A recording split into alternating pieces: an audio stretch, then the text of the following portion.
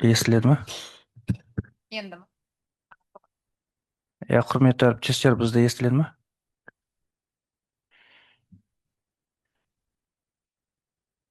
Ага, Саламатсыздар ма? Иә, естіліп тұр.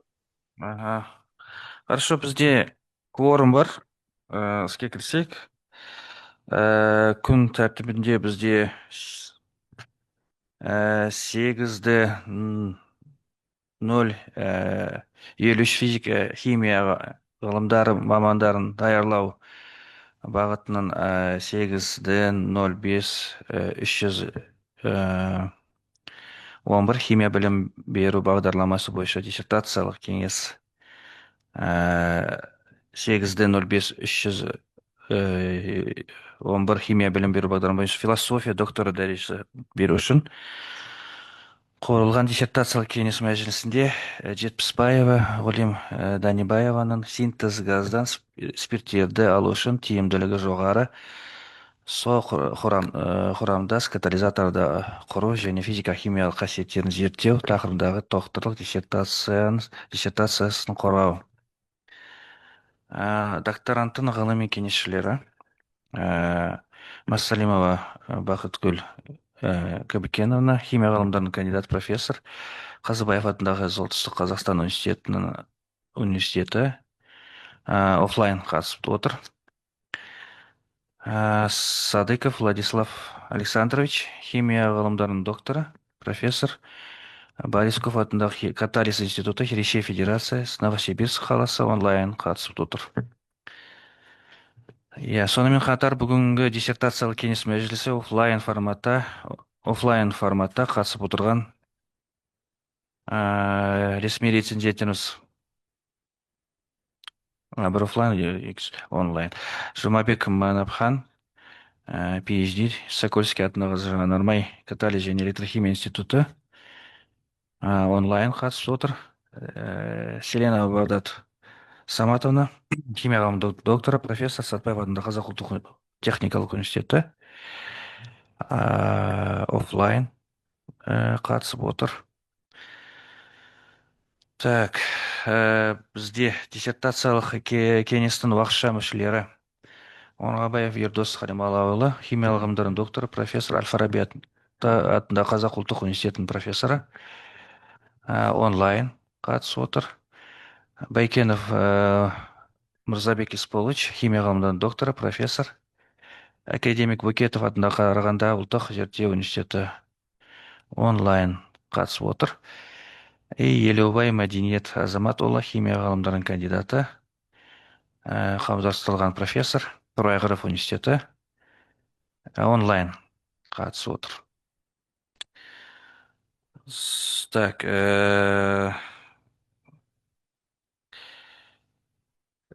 диссертациялық кеңес мүшелері, ресми рецензенттер, егер сұрақтар болмаса, онда кеңес мәжілісі бастауға рұқсат етіңіздер. Сөз докторанттың жалпы құжаттары және оның мазмұнымен таныстыру үшін диссертациялық кеңестің ғылыми хатшысы Нұрлыбаева Айша Нұрлыбаевнаға беріледі. рахмет, естіліп тұр ғой. Саламатсыздар ма, құрметті кеңес мүшелері, ресми рецензенттер және әріптестер. Жетпісбаева Гүлім Данибаевнаның өмірбаянымен таныстырып өтейін. Жетпісбаева Гүлім Данибаевна 1986 жылы 15 қаңтарда дүниеге келген. 2003 жылы Жамбыл облысы Мерке ауданы Ақмерен ауылында Келдеубаев атындағы 11 орта мектебін бітірген. 2003 пен 2008 жылдар аралығында МХ Дулати атындағы Тараз мемлекеттік университетінің 5107-30 химия бакалавры бойынша білім алған. 2007-2009 аралығында осы Тараз мемлекеттік университетінің 6N0606 химия мамандығы бойынша магистратурасын бітірген, және де магистр академиялық дәрежесін алған.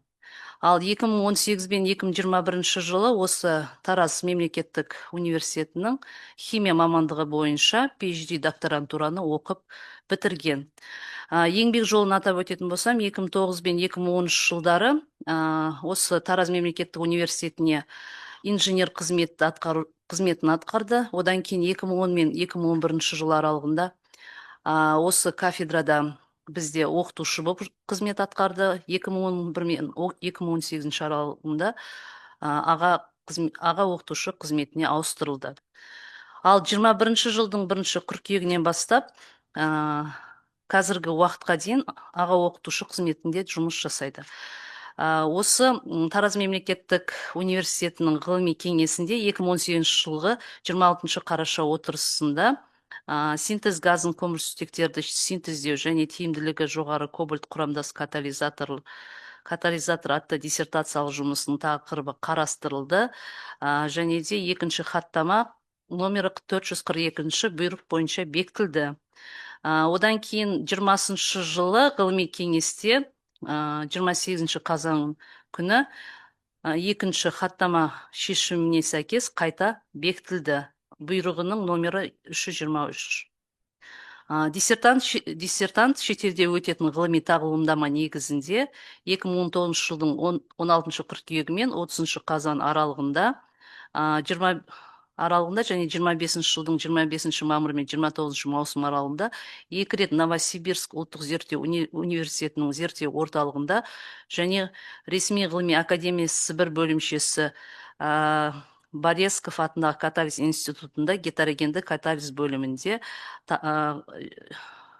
Садыков В.А. жетекшілігімен тағылымдамадан өтті. Енді осы диссертация нәтижелері бойынша Скопуста бір мақала жарияланған, Open Chemistry процентилы 54 Q3 және де ғылыми және жоғарғы білім саласының сапаны қамтамасыз ету комитеті бекітілген басылымдарда 5 мақаласы шыққан. Халықаралық ғылыми практикалық конференция материалдарында 3 баяндама жарияланған. Енді осы диссертациялық іс қағаздардың құжаттарының келесі құжаттар қабылданды. Ол бірінші қорғауға жіберу туралы диссертациялық кеңес төрағасына жазылған өтініші. Одан кейін диссертациялық тақырыбы бойынша жариялымдардың тізімі және көшірмелері, берік түптелген электронды тасымалдаушы CD-дисктегі диссертациясы, диссертация 3 тілдегі аңдатпасы, және де отандық ғылыми кеңесшісі, ғылыми ғалымдарының кандидаты, қауымдастырылған профессор Масалимова Бақытгүл Кабыкеновнаның пікірі, және де шетел ғалымы кеңесшісі Садыков Владислав Александровичтің пікірлері, кадрлардың есепке алу туралы жеке іс парағы, диссертация тақырыбы мен ғылыми кеңесшілерін бекіту туралы университеттің бұйрығының көшірмесі, және де қорғау туралы бұйрықтың көшірмесі, транскрипт, куәландырылған нотариалды көшірмесі, плагиат, МХ Дулати Тараз университетінің әдеп кеңесі бойынша өткен отырысының қорытындысы, және де докторант туралы мәліметтер, одан кейін кітапхананың анықтамасы бәрі бекітілген. Барлық құжаттар Қазақстан Республикасы ғылым және жоғарғы білім министрлігінің МХ Дулати Тараз университетінің диссертациялық кеңес туралы ережесінің талаптарына сай әзірленген, және де химия технология кафедрасында оқуды аяқтағаны 3 жыл толуына байланысты тақырыбы қайта бекітілген, және де 25-30 маусымда өткен кеңейтілген мәжілісінің 15 хаттамасы көшірмесі бар. 25 жылдың 14 қарашасы осы атылған университеттің химия технология кафедрасы мәжілісінде алдын ала қорғаудан өтті. Хаттама көшірмелері Тараз университетінің басқарма мүшесі, ғылым және цифрландыру жөніндегі проректор Орынбаевтың қолымен бекітілген. Назарларыңызға рахмет. Рахмет, Айшан Нұрбаевна. Ғалым хатшыға диссертацияның документтері бойынша байланысты сұрақтарыңыз бар ма? Егер сұрақтар болмаса, онда келесі сөз диссертациясының мазмұнын баяндау үшін Жетпесбаева Оғалим Данабаевнаға беріледі. Регламент бізде 20 минут.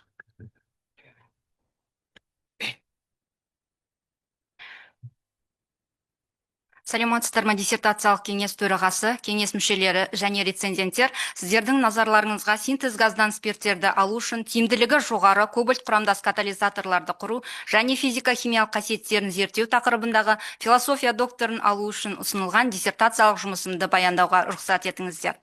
Қазіргі кезде жанармай мен құнды химиялық заттардың әлемдік өндірісі шикізат ретінде мұнай шикізатына негізделген. Алайда шикі мұнай қорының таусылуына және экологиялық проблемалардың күшеюіне байланысты дүние жүзі ғалымдарының назары жанармай мен өнеркәсіптік химикаттарды өндірудің балама көздерін іздеуге бет бұруда. Табиғи және ілеспе газды, көмір мен биоотынды синтез газға айналдыру мақсатында әртүрлі отын және отын қоспаларының октан және цетан санын арттыру мақсатында бағалы спирттерге айналдыру мүмкіндігіне байланысты қызығушылық тудырады. Алайда қазіргі күнге дейін синтез газдан спирттерді алудың коммерциялық жолы толық іске асырылған жоқ. Мұның себебі өнімдерге талғамдылықтың әлі де ашық мәселе болып қалып отыруында. Сонымен диссертациялық жұмыстың мақсаты синтез газдан спирттерді алу үшін белсенді және талғамдылығы жоғары кобальт құрамды катализаторларды әзірлеу және олардың физика-химиялық қасиеттері арасындағы физика-химиялық қасиеттер мен синтездеу әдістерінің әсерін зерттеу. Қойылған мақсаттарға жету үшін келесідей міндеттер қойылды. Лантан мен кобальттың әртүрлі қатынасы бар пероксид құрылымды лантан кобальтаты күрделі оксидін жұмсақ темплант этиленгликольдің қатысында бірге тындыру әдісі арқылы, сондай-ақ қатты темплант мезокеуекті кремний диоксидті кит 6 қатысында цитрат әдісімен синтездеу. Екінші үлгілердің құрылымдық, текстуралық және беттік қасиеттеріне синтез әдісінің әсерін зерттеу. Үшіншіден, синтез газдан спирттерді алу процесінде үлгілердің катализдік қасиеттерін температураға байланысты зерттеу. Төртінші, катализдік зерттеулерден кейін катализатор үлгілерінің физика-химиялық қасиеттерін зерттеу. Қорғауға ұсынылған негізгі қағидалар. Гидротермалды жағдайда жұмсақ темплант этиленгликольдің қатысында бірге тұндыру әдісі пероксидтік құрылымға ие күрделі оксидтерді алуға мүмкіндік береді. Мезокеуекті кремний диоксидті кит 6 қатты темплантын қолдану лантан кобальтаты үлгісінің меншікті бетінің ауданын 9,5-тен 220 метр квадрат бөлінген граммға дейін арттыруға мүмкіндік береді. Меншікті бетінің ауданы ұлғайған лантан кобальтаты кит 6 үлгісі 240 Цельсий градус тұрақты температурада жүргізілген катализдік реакцияларда әлде қайда белсенді. Спирттерге жалпы талғамдылығы бір шаман төмен болуына қарамастан, бағалы спирттердің түзілуіне айтарлықтай ығысу байқалады. Зерттеу нысаны гидротермалды жағдайда жұмсақ темплант этиленгликольдің қатысында бірге тындыру әдісі және цитрат әдістермен алынған пероксид құрылымды кобальт құрамды катализаторлар. Берілген слайдта катализаторлар үлгілерінің екі үлгісі лантан мен кобальттың бірге бір жарым ара қатынасында гидротермалды жағдайда жұмсақ темплант этиленгликольдің қатысында синтезделіп алынды. Әдістің артықшылығы синтез процесінде қымбат емес, қарапайым құрылғылар қолданылды. Экологиялық тиімді бақылауға болатын наноматериалдар синтезінің ең қолайлы тәсілі. Жұмсақ темплант ретінде этиленгликоль қолданылды. Металдардың көзі ретінде күйдіру кезінде оңай жойылатын металл нитраттары қолданылды. Сәйкесінше катализатор үлгілері ЛКО1 және ЛКО2 деп белгіленді. Катализатор үлгілерінің үшінші үлгісі қатты темплант кит 6 қатысында цитрат әдісімен синтездеудің сызбасы 7-ші слайдта көрсетілген.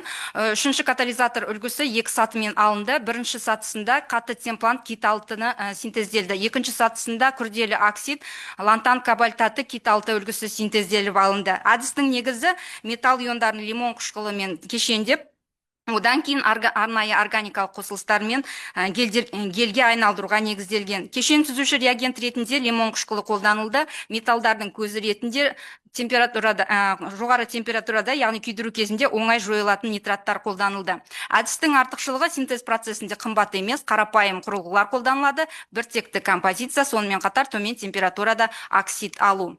Синтезделген үлгілердің физика-химиялық және каталитикалық сипаттамаларындағы заңдылықтарды анықтау үшін әртүрлі физикалық химиялық әдістерді қолдану арқылы үлгілер егжей-тегжейлі зерттелді. Сандық химиялық талдау нәтижелері бойынша лантан мен кобальттың мөлшері синтез кезінде көрсетілген қатынасқа жақын екенін көруге болады. Ал синтез кезінде қолданылған натрийдің мөлшері 0,6%-дан аспайды. Натрийдің мұндай мөлшері катализаторлың белсенділігіне айтарлықтай әсер етпейді. Катализатор үлгілерінің прекурсорлық қосылыстарының дисперсиясы мен гомогенизация дәрежесін анықтау үшін ұнтақты рентгендік фазалық талдау жүргізілді. ЛК1 және ЛК2 үлгілерінің бастапқы қосылыстары негізінен әлсіз кристалданған лантан гидроксидінің, кобальт гидроксидінің, сонымен қатар 23 градуста 34,5 градус бұрыштардағы қарқындылығы төмен шыңдар, аз мөлшерде кобальт нитратының гидроталкиті фазасының бар екендігін көрсетеді. Ал үшінші үлгі бізде ЛК-кит 6 үлгісінің прекурсорлық қосылысына рентгендік фазалық талдау жүргізілмеді. Себебі бұл қосылыс лимон қышқылының артық мөлшері бар лантан мен кобальттың күрделі цитрат кешендерінің қатты аморфты қоспасы болуына байланысты. Енді бізде барлық катализатор үлгілері 750 Цельсий градус температурада күйдірілген болатын. 750 Цельсий градус термиялық өңдеуден өткен катализатор үлгілерінің ұнтақты рентгендік фазалық талдау нәтижелері бойынша барлық үлгілер ұқсас дифракциялық шыңдарға ие екендігі көрінеді. Жақсы кристалданған дифракциялық максимумдар бұл бізде пировскит құрылымды лантан кобальтаты фазасына сәйкес келетіндігі көрінеді. Яғни 750 Цельсий градус температура бұл пировскиттік катализатор алу үшін қолайлы температура екенін көрсетілді. Және де сонымен қатар ЛК1 және ЛК2 үлгілерінің дифракциялық мәліметтері бойынша бұнда 28 градус және 37,5 градус және 53,25 градус бұрыш мәндеріндегі рефлекстер байқалады. Бұл кіші шыңдар кобальттың аралас валентті оксиді, сонымен қатар өте аз мөлшерде лантан оксиді фазасының қоспасының іздеріне сәйкес келеді. Рентгендік фазалық талдау нәтижелерінің мәліметтері үлгілерде пировскиттік фаза түзілгендігін растайды. Катализатор үлгілерінің белсенділігі бұл әртүрлі факторларға байланысты, соның ішінде меншікті беттік ауданына да байланысты. ЛК1 және ЛК2 үлгілерінің меншікті беттік ауданы жалпы алғанда үлкен емес. Яғни ЛК1 үлгісінің меншікті ауданы 9,5 метр квадрат бөлінген граммды құраса, ЛК2 үлгісінің меншікті беттік ауданы 10 метр квадрат бөлінген граммды құрайды. Дегенмен де әдебиеттерде белгілі басқа әдістермен алынған ұқсас құрамды катализаторлардың меншікті беттік ауданынан біз синтезделген катализаторлардың меншікті беттік ауданы 3 есеге жоғары. Ал біз үшінші катализатор үлгісінде қатты темплант кит 6-ны қолдану кезінде кит 6 темплантының меншікті беттік ауданы 875 метр квадрат бөлінген құрамды құрайды. Бұл дегеніміз меншікті беттік ауданның дамығандығын көрсетеді. Яғни сәйкесінше осы қатты темплантты қосу арқылы алынған катализатор үлгісінің меншікті беттік ауданы 220 метр квадрат бөлінген граммды құрайды. Осылайша біз лантан кобальтаты үлгісінің меншікті беттік ауданы 9,5-тен 220 метр квадрат бөлінген граммға дейін арттырдық. Келесі слайдта енді біз катализатор үлгілері текстуралық сипаттамалар неғұрлым толық сипаттау үшін олардың кеуек өлшемдерінің таралуы бойынша азот адсорбциясының изотермаларына да талдау жүргізген болатынбыз. Алынған нәтижелер бойынша ЛК1 және ЛК2 үлгілерінің азот адсорбцияларының изотермаларын әлсіз байқалатын гистерезис ілмегінің болуы бұл үлгілерді 4-ші типке ЮПАК номенклатурасы бойынша 4-ші типке де жатқызуға болатындығын көрсетеді. Яғни мұнда өте әлсіз байқалған гистерезис ілмектері бар. Ал бізде үшінші үлгіде лантан кобальтаты кит 6 үлгісіне арналған азот адсорбциясы изотермаларының ЮПАК номенклатурасы бойынша 4-ші типке жатқызады. Бұл 0,7 және 0,9 салыстырмалы қысым аймағында анық байқалатын гистерезис ілмегімен сипатталады. Яғни бұл үлгі бізде мезокеуекті құрылымға ие, көптеген мезокеуектері бар үлгі ретінде сипатталады. Енді катализатор үлгілерінің термиялық өңдеу барысында жүретін процестерді түсіну, сондай-ақ пировскит фазасын қалыптастыру мен катализдік сынақтар арасындағы үлгілерді катализдік сынақ алдында үлгілердегі кобальтты тотықсыздандыру үшін оңтайлы температураны анықтау мақсатында катализатор үлгілеріне термиялық талдау жүргізілді. ЛК үлгісінің прекурсорлық қосылысының термиялық талдау нәтижелері 8-ші суретте көрсетілген. Термогравиметриялық қисық температура 750 градусқа дейін бұның бізде салмақтың жоғалуын көрсетеді. Ал осы 750 градус Цельсий температурадан кейін салмақ бір қалыпты қалады. Бұл дегеніміз берілген температурада бастапқы қосылыс фазаларының толық өзгеру үдерісі аяқталып, нәтижесінде лантан кобальтаты пировскиттік фазасының қалыптасқандығын білдіреді. Термиялық өңдеу кезінде байқалатын термиялық эффектілерді және олардың әдебиет деректерімен сәйкестігін үшінші кестеден көруге болады. Бірінші эффект бұл әлсіз байланысқан судың жойылуын көрсетеді, ал одан кейін лантан мен кобальттың әртүрлі гидроксия қосылыстарының кезең-кезеңмен фазалық түрленулер жүреді. Яғни дегидратация, карбонаттардың ыдырауыс және тотығу. Бұл процестердің нәтижесінде лантанның оксокарбонаты, лантанның негіздік оксиді және кобальттың аралас валентті оксиді түзіледі. Соңғы кезеңде бұл қосылыстар өзара реакцияға түсіп, пероксидтік фазаны қалыптастырады. Енді бір үлгісінің бізде бұл неге термиялық талдау нәтижелері 8-ші суретте көрсетілген болатын. Енді 8-ші Б және В суреттерде екі үлгісінің сутек құрамды қоспада тотықсыздандыру бойынша жүргізілген термиялық талдау нәтижелері көрсетілген. Бізде бұл суретте көретіндеріңіздей, бұнда 320 градус Цельсий температура мен 370 Цельсий градус аралығындағы температурада айтарлықтай масса жоғалуымен термиялық эффекттер байқалады. Яғни бұл лантан кобальтаты пероксидтік фазасының бұзылып, кобальттың оксидінің фазасының түзілуімен, ал 485 градус Цельсий температурада металл кобальтқа дейін тотықсыздануын білдіреді. Үшінші үлгіде бізде лантан кобальтаты кит-6 үлгісінің термиялық тотықсыздандыру қисығында 362 градус Цельсий және 478 градус Цельсий температураларда экоэкзотермиялық эффект байқалады. Бұл кобальттың біртіндеп тотықсыздануына сәйкес келеді. Яғни кобальт 3 валентті күйден 2 валентті күйге, одан кейін 0-дік тотығу дәрежесіне дейін тотықсызданатындығын көруге болады. Және бұл жерде бізде 130 градус Цельсий температурада байқалатын термиялық эффект бұл бізде үлгінің дегидратациясын білдіреді. 676 градус Цельсий температурада оксидті субстраттардың қайта топталуы жүреді. Соның нәтижесінде лантан силикаты түзіледі. Сондықтан біз барлық үлгілердің тотықсыздану температурасын 480 градус Цельсий деп алдық. Синтезделген үлгілердің құрылымын зерттеу үшін СЭМ және ТЭМ әдістері арқылы зерттеулер жүргізілді. Яғни зерттелген үлгілердің СЭМ кескіндері бойынша пероксид типті катализаторларға тән морфологиялық сипаттамаларды көрсетеді. Бөлшектердің өлшемі нанометрлік диапазонда өзгеріп, олардың тығыз біріккен агрегаттармен арасындағы микрожарықтар мен кеуектер аймақтардың болуы бұл пероксидтің оксидтер үшін белгілі құрылымдық ерекшеліктерге сай келеді. Енді барлық катализатор үлгілеріне бізде үлгілерінің морфологиясын EDX үйлесімді трансмиссиялық электрондық микроскопия арқылы зерттегенде таңдалған аймақта бізде лантан мен кобальт элементтерінің біркелкі таралуын көрсетеді. Ал кейбір аймақтарда ғана кобальттың қарқынды жарқырауының бұл кобальттың концентрациясының сол аймақта өсуін көрсетеді. Яғни біз бағана айтып кеткенде рентгендік фазалық талдау нәтижелері бойынша кобальт оксиді фазасына сай келуі мүмкін. Каталитикалық сынақтар бізде үлгілердің Фишер-Тропш синтезі реакциясында 2 мегапаскаль қысымда 210, 240 және 300 градус Цельсий тұрақты температураларда жүргізілді. Үлгілердің катализдік қасиеттері Фишер-Тропш синтезінің стандартты үлгісі кобальт алюминий катализаторының қасиеттерімен салыстырыла отырып зерттелді. Катализдік зерттеулер кезінде көміртек оксидінің айналымы, спирттерге талғамдылық, парафиндерге талғамдылық, сонымен қатар спирттердің шығымы және метанға талғамдылық есептелді.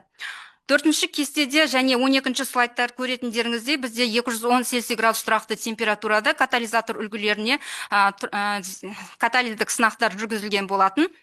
Бұл жерде кестеден көретіндеріңіздей барлық катализатор үлгілерінің спирттер шығымы төмен көрсеткішті көрсетті, ал керісінше спирттерге талғамдылық жоғары нәтиже көрсетті. Мұның себебі катализаторлар төмен температурада белсенді орталықтардың қалыптастырылмағандығынан деп түсіндіруге болады. Ал спирттерге талғамдылықтың жоғары болуы катализатор бетінде пайда болған аралық өнімдер бұл катализатордың бетінде ұзақ сақталып, спирттердің түзілуіне ықпал етеді.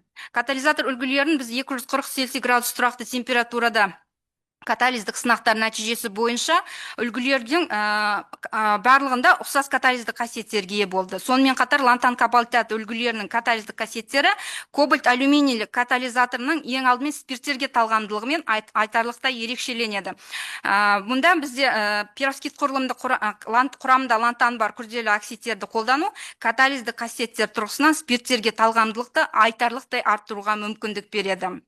ЛК2 үлгісінің катализдік қасиеттері басқа үлгілермен салыстырғанда жеңіл көмірсутектері жоғары сезімталдығымен ерекшеледі. Бұл құбылыс аталған үлгідегі металл кобальт бөлшектерінің күйіндегі айырмашылықтармен байланысты болуы мүмкін. ЛК2 үлгісін синтездеу кезінде біз лантан бірге кобальт 1,5 ара қатынасын алған болатынбыз. Сол себепті кобальттың артық мөлшерде алынуы нәтижесінде кобальт оксиді фазасының қоспасы көп мөлшерде түзілуімен деп сипаттауға болады. Енді бізде бұл аймақта бізде талғамдылық пен белсенділік арасында тиімді тепе-теңдік байқалады. Сол себепті бізде 240 Цельсий градус температураны біз оңтайлы температура деп таңдадық. Енді 300 градус Цельсий температурада жүргізілген, тұрақты температурада жүргізілген катализдік сынақтар нәтижелері бойынша барлық үлгілерде спирттерге талғамдылық өте төмен көрсеткішті көрсетті, керісінше метанға талғамдылық жоғарылады. Бұл дегеніміз температура жоғары болған кезде реакция жылдам жүреді де, аралық өнімдер катализатордың бетінде тұрақтанбай метан түзілуіне метанның түзілуі арта түседі. Синтезделген үлгілердің катализдік қасиеттерін спирттерге шығымдылығы және спирттерге талғамдылығы температура бойынша салыстырғанда температура жоғарылаған сайын катализатор үлгілерінің спирттерге деген талғамдылығы төмендейтіндігін көрінеді. Ал бізде ең оңтайлы температурада, яғни 240 градус Цельсий температурада барлық үлгілерде спирттердің шығымы жоғары болды. Келесі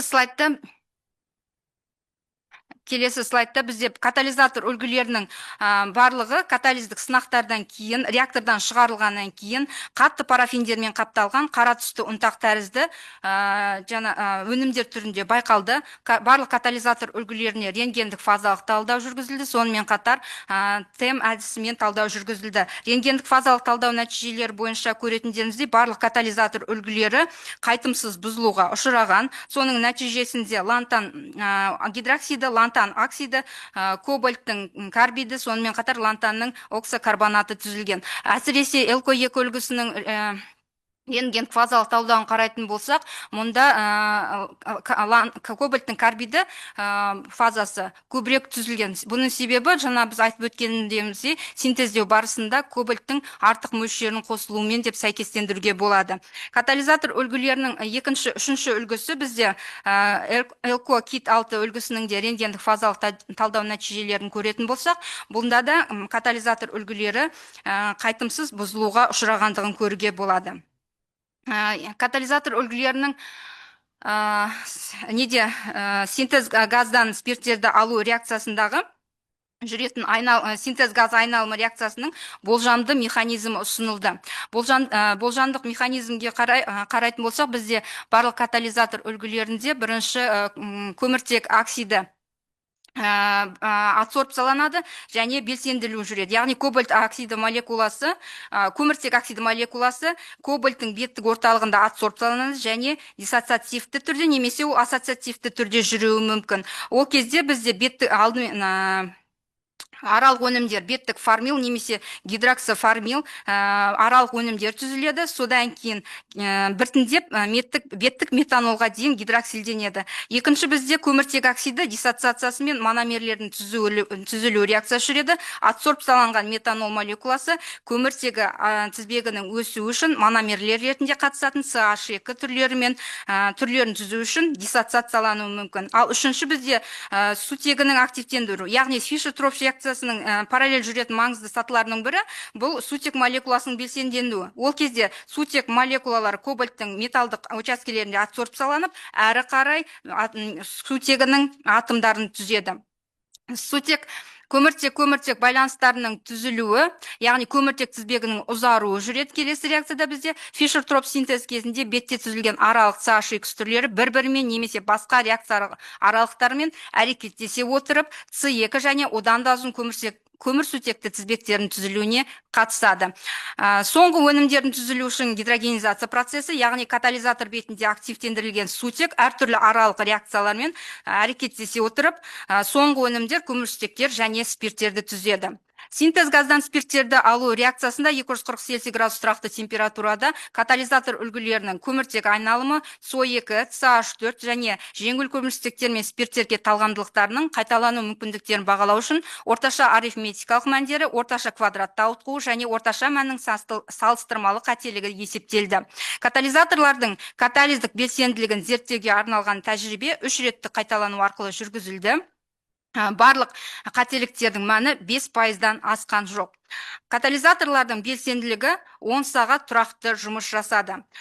Жұмысты қорытындылай келе, гидротермалды жағдайда жұмсақ темплант этиленгликольдің қатысында бірге тұндыру әдісі пероксид құрылымды лантан кобальтатты күрделі оксид алынды, мезокевекті кремний диоксидті кеталды қатысында қатты темплант қатысында лантан кобальтаты катализаторының меншік бетті ауданы 9,5 метр квадрат бөлінген граммнан 220 метр квадрат бөлінген граммға дейін артты. Екінші, синтезделген катализатор үлгілерінің құрылымдық текстуралық және беттік қасиеттеріне синтездеу әдістерінің әсері әртүрлі физика-химиялық әдістермен зерттелді. Үшінші, синтезделіп алынған катализатор үлгілерінің катализдік қасиеттері реакция температурасына байланысты зерттелді.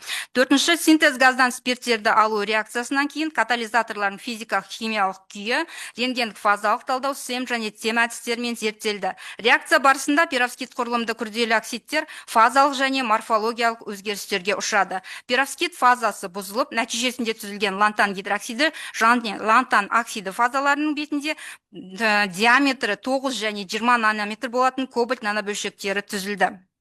Катализдік реакциядан кейін барлық катализаторлар үлгілері қайтымсыз бұзылуға ұшырады. Келесі слайдтарда бізде жарияланған басылымдардағы ғылыми мақалалардың тізімі берілген. Одан кейін 2025 және 27 жыл аралығында жас ғалымдар бойынша бізде проекттің күнтізбелік жоспары келтірілген. Назарларыңызға рахмет. Так, рахмет. Қазір баяндамасы аяқталды. Сұрақтар қоюларыңызды сұраймыз. Сұрақтар болса, сұраңыздар. Покажите этот кім слайд емес, кім зумда кім отырған. Так, құрметті әріптестер, сұрақтар. Кімде қандай сұрақтар бар? Қойыңыздар.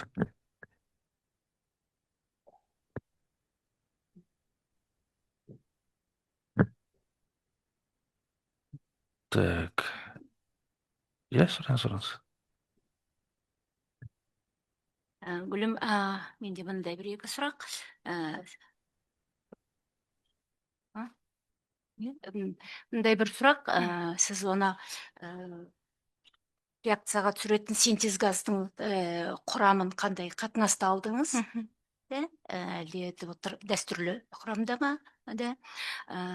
Екіншіден сосын осы процесс барысында, есі реалды жағдайда мысалы синтез газдың құрамында қанша тазарғанмен күкіртті қосылыстар болатын болса, ол жаңа катализаторға қалай әсер ететін еді деп ондай жағын ойладыңыз ба? Екінші сұрағым, содан кейін тағы бір жарайды, сосын қайттық. Сұрағыңызға рахмет.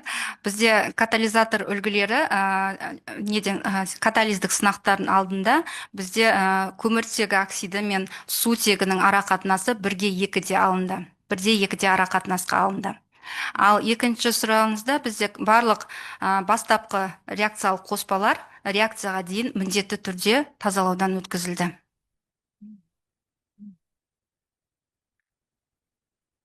Хорошо. Тағы да сұрақтар. Ердос Қадымович, сұрақ бар ма? Менде бірнеше сұрақтар бар. Бірінші 11 слайдты көрсетесіз бе?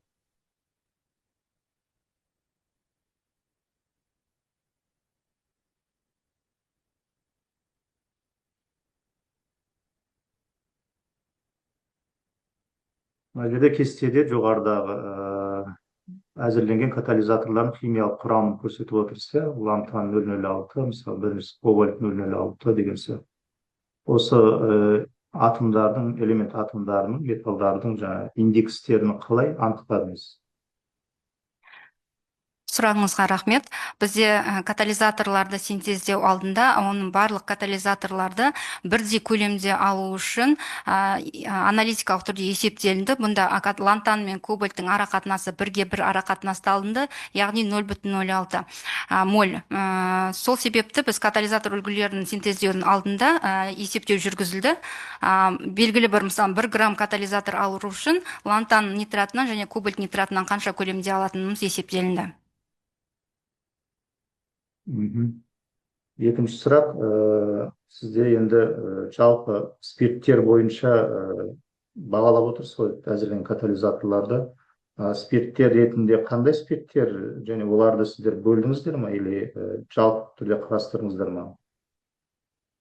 Рахмет сұрағыңызға. Бізде спирттерді бөлген жоқпыз. Бұл жалпы спирттер құрамында бұнда этанолдан басталады. С2 спирттерінен жоғары спирттер. Хроматографпен анықтаған кезде бізде барлық спирттер, соңғы неден слайдтан көрсетсем болады ма? Иә. Хроматограммасы берілген. Аралас спирттер. Сіздер спирттердің шығымын жаңа белгілі формуламен, сосын мөлшер түрінде көрсетіп отырсыздар. Жалпы пайызға айналдырсақ қанша шамамен пайыз болып шығады шығымы? Талғамдылығы сізде максимально 61% да? Рахмет сұрағыңызға. Енді бізде спирттердің шығымын есептегенде бізде ең тиімді температура бізде 240 градус Цельсий тұрақты температурада жүргізілген катализдік сынақтар нәтижелері көрсетті. Мұнда спирттерге талғамдылық ЛКО1 үлгісінде, яғни 90%-ға дейін жетті. Жанама өнімдер өте аз мөлшерде түзілді. Шығымы қанша пайыз болады? Сәйкесінше мұнда қазір неден слайдтан сізге көрсетейін, неде кестеден.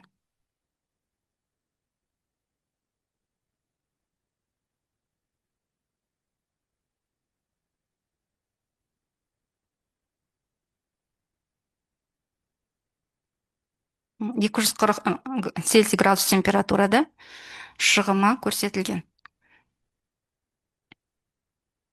Яғни бұл өте жоғары көрсеткіш болмағандығымен де спирттерге талғамдылық бізде 90%-ды құрап отыр. Ал спирттердің шығымы бізде 57%, 57%-да бізде төмен көрсеткіш емес. Себебі әдебиеттерде берілген мәліметтер бойынша осындай жаңа әдістермен алынған катализаторлардың спирттерге талғамдылығы мен спирттердің шығымы өте төмен көрсеткіш көрсетеді. Сонда сізде ең жақсы катализатор біріншісі болып тұр ма?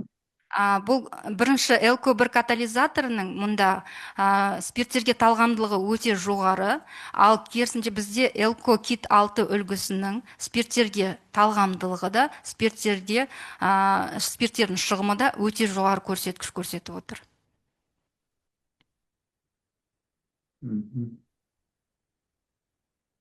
Бізде салыстыру катализаторы, кобальт алюминийлі катализатордың спирттердің шығымы жоғары болуына қарамастан, бұл катализаторда спирттердің талғамдылығы өте төмен.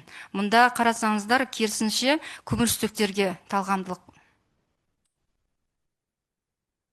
Жақсы, рахмет.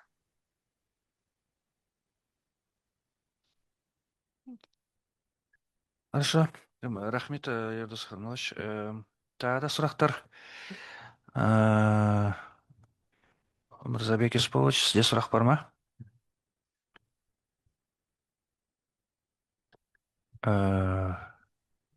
Сәлеметсіздер ме? Иә, сұраңыз, Мәдина Ердосович. Гүлім, сіз тәжірибелер өткізгендегі синтез газды тазалығын қалай анықтадыңыз, және синтез газды өндіріп алдыңыз ба, немесе дайын синтез газды алып реакциялар өткіздіңдер ме? Сұрағыңызға рахмет. Біз дайын синтез газға жүргізілді. каталитикалық сынақтар дайын синтез газға жүргізілді.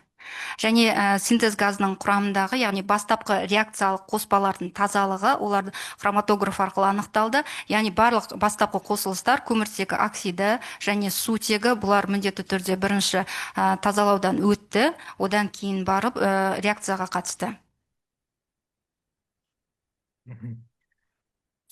Рахмет. Ал бағана сұрақ болғанда бізде спирттерден басқа попутный дейді жанама өнімдер түзілді.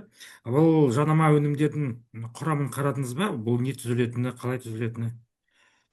Рахмет сұрағыңызға. Әрине, жанама өнімдерге де бізде хроматографтың көмегімен мәліметтер алынды. Бізде спирттерден бөлек жеңіл көмірсутектер, өте аз мөлшерде метан түзіледі. Сонымен қатар парафиндер өте аз мөлшерде түзілді. Оны есепке алмаса да болады. Өйткені сізде бағана көрсеткендей 58% шығымы болып тұрды, соны получается 40-тан астам пайызы ол жанама өнімдер бізде. Бұл жанама өнімдер, бұл жүргізілген реакцияның температурасына байланысты деп ойлаймын. Бізде өткен себебі бізде 210 және 240 және 300 градус тұрақты температурада жүргізілді ғой реакциялар. Сол кезде бұл реакцияның температурасына байланысты. Егерде реакция төмен температурада жүретін болса, мұнда бізде белсенді орталықтардың саны аз болады да, жанама өнімдердің түзілуі де аз болады. Енді өзіміз білетіндей бізде 300 градус температура бұл синтез газдардан спирттерді алу үшін жоғарғы температура болып есептеледі. Сол кезде бізде жанама өнімдер көп түзілді. Мұның себебі реакция жоғарылағанда, температура жоғарылағанда реакцияның жылдамдығы өте тез болады. Сол кезде жанама өнімдерге түзілуі жоғарылайды. Әсіресе метанның түзілуі. Рахмет жауабыңызға. Рахмет сізге де. Рахмет. Тағы да сұрақтар. Мырзабек Исапович, сізде сұрақ бар ма?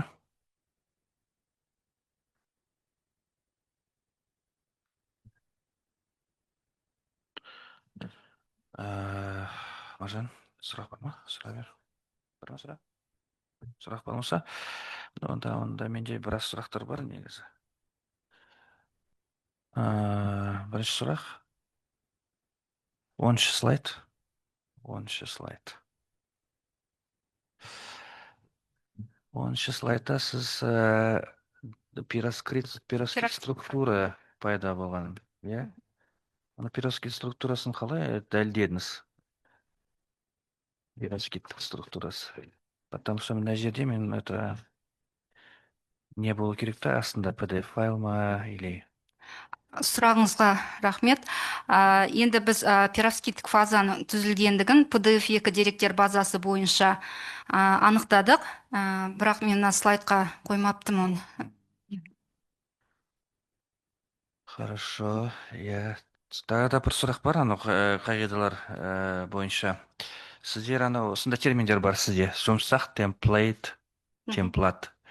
Содан кейін екінші қағидада қатты темплат.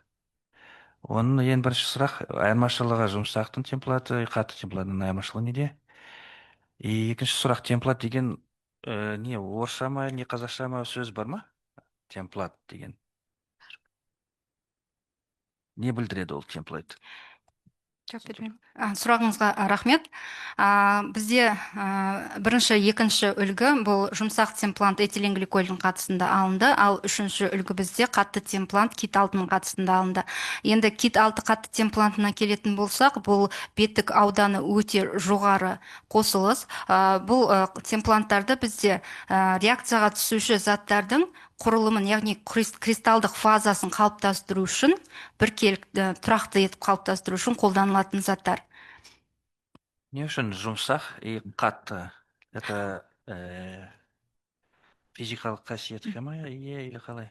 Жұмсақ қатты темплант. Бізде қатты темплант кит алтынның кеуектері бұл 3D күйде болады. Яғни бұл диффузияға өте жақсы әсер етеді металдардың қозғалғыштығына. Сол себепті қатты темплант кит алтынны қолданып көрдік. Себебі біз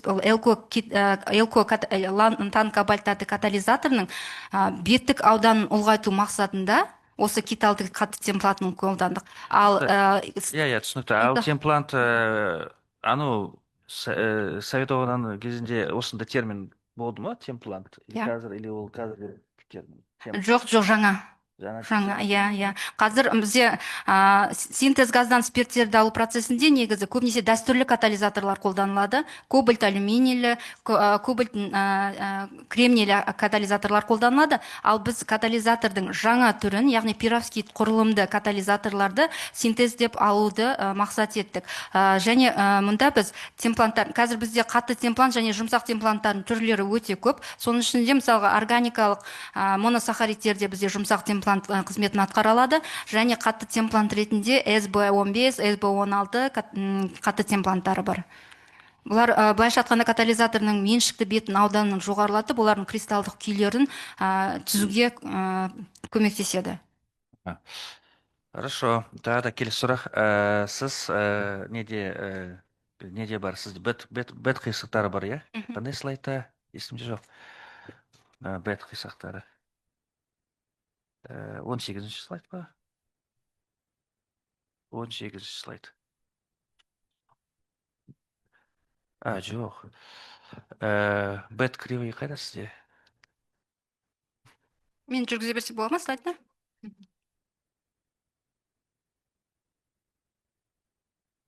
Иә, келесі, осы слайд. Иә, осы слайд.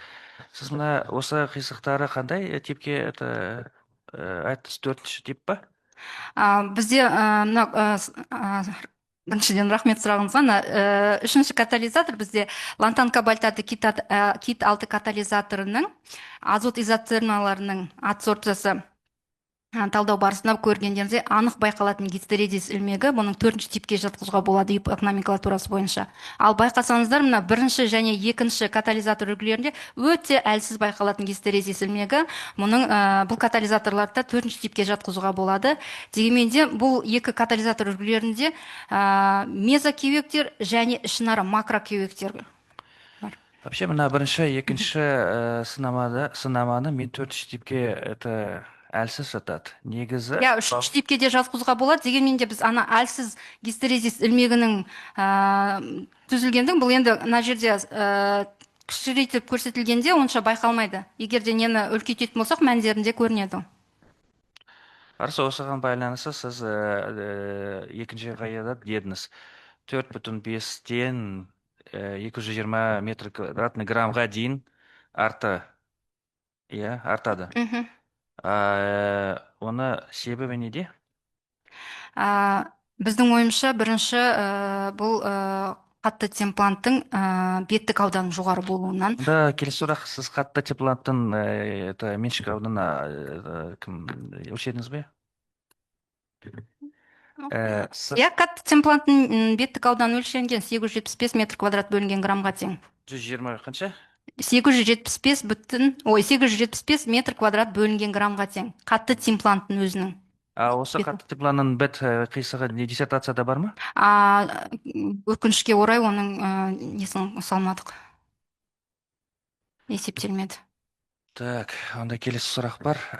Сіз 3-ші қағидатта дедіңіз, спирттер үшін жалпы тағылымдылықтың төмендегіне қарамастан. И сізде қазір мен көріп тұрмын, 1-ші сынама 90% шығымы көрсетіп жатыр, иә, спирттерге. Сіздің жоғары көрсеткен меншік ауданы сынама 61. Осы что-то такое непонятное нәрсе деген. Не үшін негізі бұл жауап бойынша сіздің сынама жоғары шығым көрсету керек. Бірақ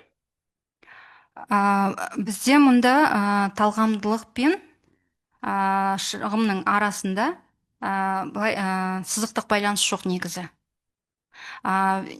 Катализатордың белсенділігі, яғни оның белсенділігі бұл талғамдылыққа ешқандай байланыс Не, жоқ, әділеттің персенттігі прямой зависит неде, меншік ауданына меншік беттік ауданына Иә. байланысты, иә.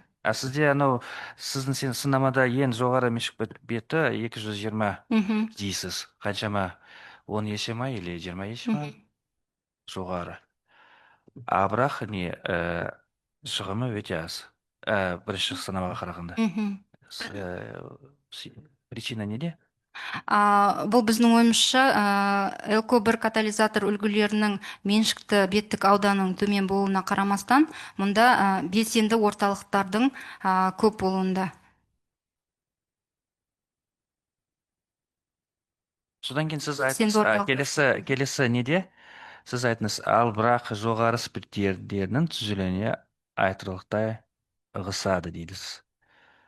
Жоғары спирттерге не жатады? И не үшін мына жерде действительно сізде жоғары спирттерге қарағанда 80.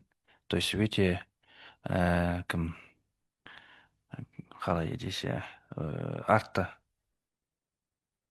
Жоғарғы спирттер дегеніміз, бұл С2 көміртегінен жоғары спирттерді біз жоғары спирттерге жатқызамыз.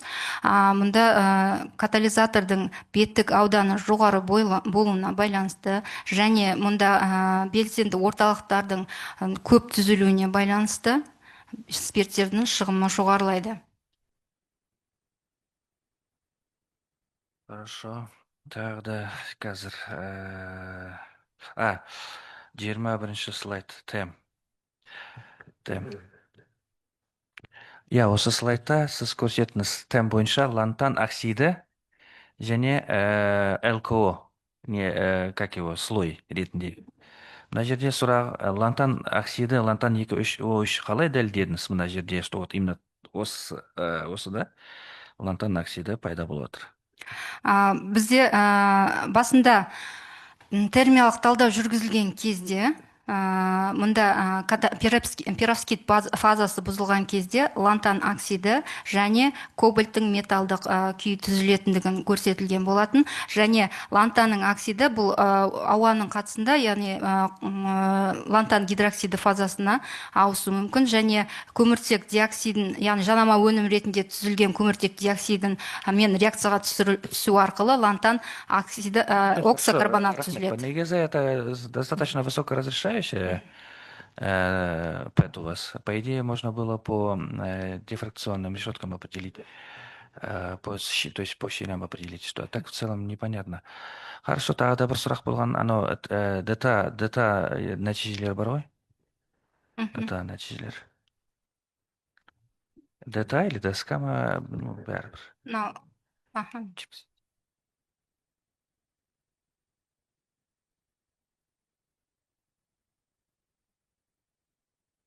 Осы жерде. Сіз мына жерде таблицада көрсетіп жатсыз, осындай реакция пайда болып жатыр, осындай реакция. Ол енді сіз анау дата анализден кейін РФА істедіңіз ба, или ол кім литература бойынша ма? Бұның бәрі әдебиеттік. Әдебиеттік, Хорошо. Так. Тағы да бір сұрақ бар, анау қағидалар бойынша. Қағида деген неде бар ғой сізде? Екінші слайдта ма? Сіз анау абстракт аннотацияда ереже дедіңіз, бірақ это негізгі документтер бойынша қағида болуда. Мына жерде тіз анау 9,5 дейсіз. Бірақ екінші мен уже неде бүтіннен ештеңе жоқ. Қалай сіз, мына жерде значительный цифр дейміз ғой енді. Не үшін 220 нөлден не сан жоқ? Сұрағыңызға рахмет. Техникалық қателік кеткен. 220,0. Техникалық қате емес негізі. Бірақ это техникалық қате болса, қазір неге ревизия жасаймыз сізге. Хорошо. Негізі дұрыс жазылған, бірақ это. Хорошо, құрметті әріптестер, сұрақтар бар ма? Тағы да? Тағы бір сұрақ бола ма? Иә, иә, сұрап. Гүлім, жаңа Барыңыз. сіз анау не айтып жатқанды талғамдылығы және активтілігі де әрине ол заңдылық көрініп тұр, иә, себебі меншікке үлкен болған сайын жалпы активтілігін жоғарылаған конверсия бойынша. Мына тотықты қосылыстардың ішінде сонда тек сізде спирттер ғана түзілді ме, басқа оттекті қосылыстар түзілмей ме, түзілмеді ме, байқалмады ма? Иә, өте қосылыстар түзілді. қана спирттер. Жоқ, бізде спирттер өте аз мөлшерде альдегидтер түзілді, бірақ оларды елемеуге де болатын, хроматографпен қатты анықтай алмайтындай көлемде түзілді, көп емес. Следовый. Следовый, Сіз осы катализатордың құрамын талдағанда өте әдебиетке жақсы талдау жасап арқылы таңдадыңыз да? Вот, конкретно несін? Рахмет, Бадат Саматовна. Тағы да сұрақтар. Мырзабек Исполович, сіз естіп тұрсыз ба бізді? Сізде сұрақ бар ма? Менде бір сұрақ бар. Иә, сұраңыз ағай. Сізде енді ең жоғары белсенділік көрсетіп отырған, тиімділігі жоғары үшінші катализатор болып отыр, жаңа мезокеуекті кремний оксидіне қондырылғанда, темплат ретінде пайдаланылған. Соның белсенділігін сіз тек қана сол беттік ауданның өсуімен ғана түсіндіресіз бе, или жоқ басқаша тағы қосымша түсіндіретін қағидаларыңыз бар ма? Рахмет сұрағыңызға. Біріншіден, бұл әрине катализаторлардың белсенділігі бұның беттік ауданның жоғары болуымен тікелей байланысты. Ал екіншіден бізде жаңағы жүргізілген азот адсорбциясының изотермаларының қисықтарына байланысты да анықтауға болады. Осы жерде кремний оксидінің қандай да бір рөлі бар ма механизмінде, или ол жай ғана беттік ауданды көбейту үшін ғана керек? Рахмет сұрағыңызға. Біз бұл қатты темплантты жаңа айтып өткенімдей беттік аудан үлкейту мақсатында қолданылды. Ол ешқандай неге қатыспайды, ол жаңағы синтез газдың ары қарай түрленуіне ешқандай рөл атқармайды. Жоқ, ешқандай қатыспайды. Негізі химия болу керек та, бірақ осыған байланысты сұрақ практикалық маңызды, осы келесі болашақта осы ары қарай қалай жұмысты дамыту? Рахмет сұрағыңызға. Мен мына 2025-27 жас ғалым жобасы бойынша проект жеңіп алған. Осы проект бойынша мен осы диссертациялық жұмысымның тақырыбына байланысты тақырыпты ұсындым. Сол тақырып бойынша мен енді қазір жұмыстар жүргізіп жатырмын. Осы жұмыстар нәтижесінде мен қазір осы катализатор үлгілерін модификациялап жатырмын. Біріншіден, мен бұл катализаторлардың жұмыс істеу уақытын ұлғайтқым келеді. Одан кейін белсенділігін, яғни талғамдылығын ары қарата жоғарылату мақсатында.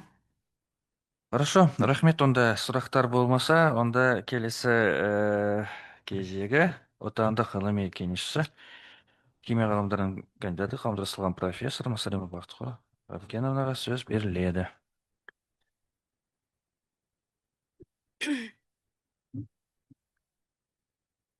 Қайырлы күн, құрметті диссертациялық кеңес төрағасы және диссертациялық кеңестің мүшелері, ресми рецензенттер. 8.05311 химия білім беру бағдарламасы бойынша философия докторы PhD дәрежесін алу үшін ұсынылған Жетпісбаева Гүлім Данибаеваның синтез газдан, мен даусым естіліп тұр ма? Спирттерді алу үшін тиімділігі жоғары кобальт құрамдас катализаторларды құру және физика-химиялық қасиеттерін зерттеу тақырыбындағы диссертациялық жұмысына ғылыми отандық кеңесшінің пікірі. Жалпы химиялық және мұнай өңдеу кешенінің дамуында каталитикалық процестердің маңызы өте зор. Синтез газын құндық химиялық өнімдерге дейін каталитикалық түрлендіру маңызды өндірістік үрдіс болып табылады.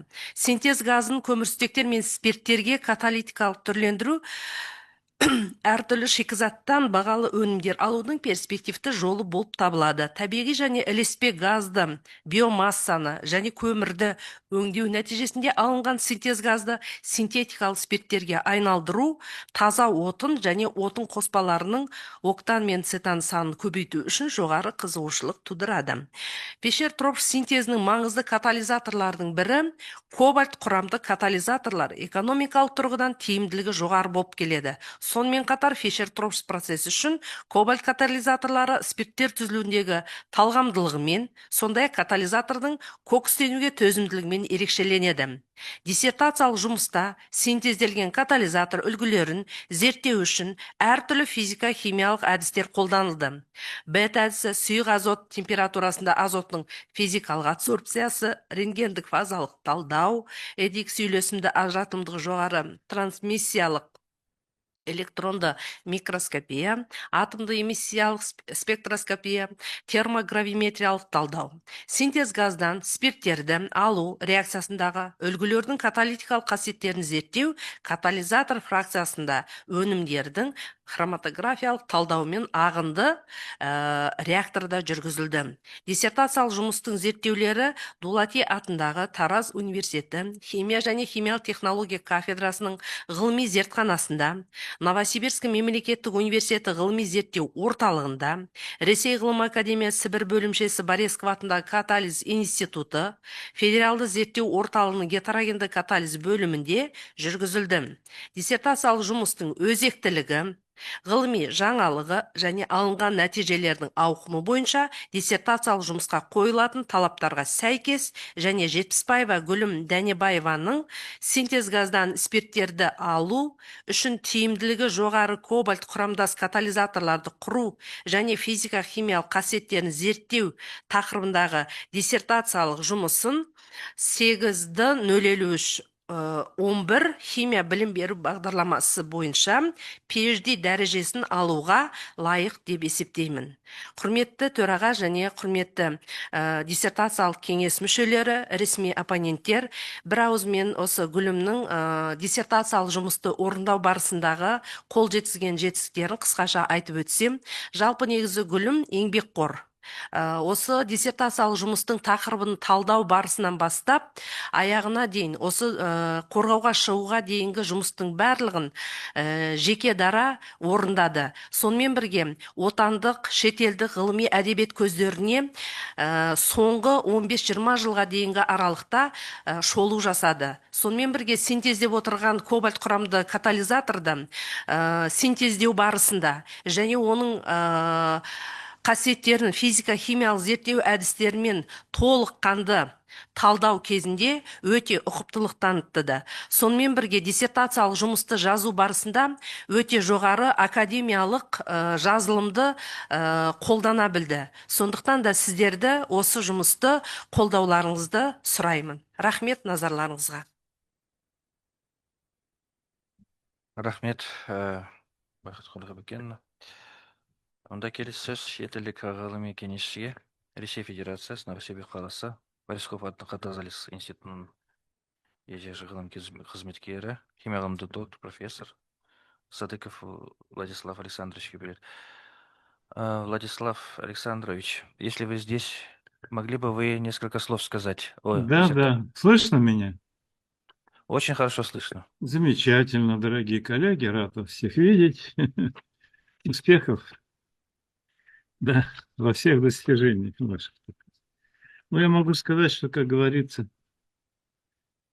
вот, Гулим у нас была многократно в институте катализа, эффективно работала, все, как говорится, синтезировала, да, вот, изучала катализаторы, что и представлено, соответственно, в нужном количестве опубликованных работ, 5 статей в журналах, списки, да, вашего, как говорится, комитета по обеспечению качества сферы науки и высшего образования, да? Вот, и, соответственно, в докладах на конференции. Она проявила себя современным высококвалифицированным специалистом в области гетерогенного катализа в данном направлении исследований. Вот, поэтому, как говорится, считаю, что данная работа, ее выполнено на высоком уровне, это мы все обсуждали у нас многократно. И по актуальности, научной новизны, практической значимости полностью отвечает всем требованиям. Министерство науки и высшего образования Республики Казахстан, предъявляемым диссертациям. И она, несомненно, заслужит присуждения скромной степени доктора философии. И желаем дальнейших успехов в ее научной деятельности. Да? Да, вместе, как говорится, с руководительницей, да? Бакытгуль. Все? Спасибо, Спасибо, Владислав Александрович, во-первых, за то, что принимаете наших докторантов, за уделенное время и вот за отзыв. Это очень важно для нас. Хорошо, тогда мы дальше продолжим. Значит, следующее слово это нашим официальным рецензентам. И первый рецензент у нас Жумабек Манапхан, PhD, Сокольский атындағы жанармай катализ және электрохимия институтынан.